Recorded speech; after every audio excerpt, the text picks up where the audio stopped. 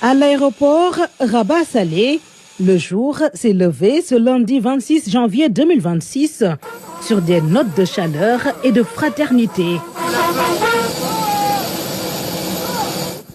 Aziz Ahanouch, chef du gouvernement marocain, accueille son homologue du Sénégal, Ousmane Sonko.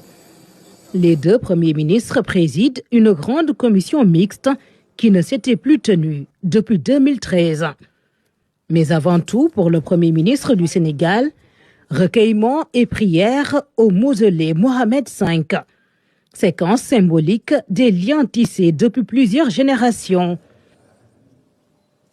Elle sera suivie d'une audience à la primature, puis de l'ouverture des travaux de la grande commission mixte. Le Maroc et le Sénégal entretiennent une relation millénaire. Les 8 visites de Sa Majesté au Sénégal l'illustrent bien, ainsi que la centaine d'accords de coopération qui nous lient.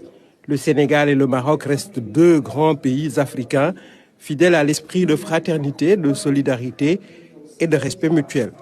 Je salue les contributions remarquables de nos deux communautés qui enrichissent cette coopération. Nous sommes alignés sur les questions stratégiques et le contexte géopolitique requiert un renforcement de notre coopération.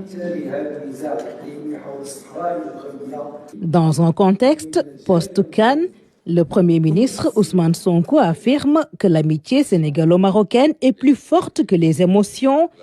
Il se projette sur un avenir commun plus dense et plus ambitieux. Les conclusions des travaux épousent d'ailleurs cet esprit, alors que la coopération compte déjà plus de 130 accords. 17 nouveaux viennent s'y ajouter. Fiscalité, douane, finances publiques, sécurité, agriculture, environnement, infrastructures, transport, sécurité portuaire, gestion de l'eau, des ressources hydriques, renforcement des capacités, etc. Des pistes de collaboration très prometteuses ont été aussi identifiées dans les domaines de l'énergie et des mines, de l'industrie, de la culture, de la coopération décentralisée, de la santé, de l'urbanisme, de la justice, de l'économie numérique, de l'artisanat, du tourisme, sans oublier la question essentielle de la sécurité.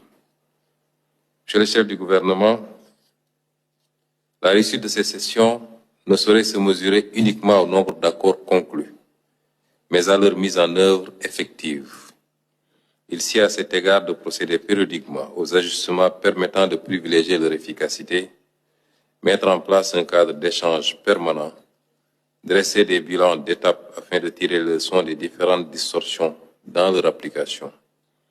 Je tiens, pour conclure, à réitérer nos salutations déférentes à Sa Majesté le roi Mohamed VI, que Dieu l'assiste, et nos sincères remerciements au gouvernement marocain pour l'excellente organisation de cette 15e session, ainsi que pour l'hospitalité chaleureuse et fraternelle dont la délégation sénégalaise a bénéficié tout au long de son séjour.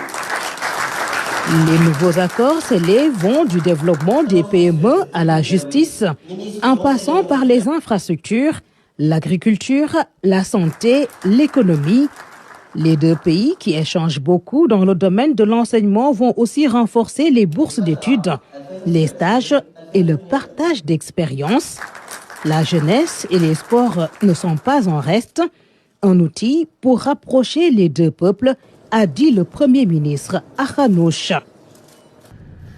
Autre séquence forte de cette première journée de visite, ce standing ovation que les élus de la Chambre des représentants ont réservé au Premier ministre. Ousmane Sonko a été invité à assister à une séance plénière plus qu'accueillante.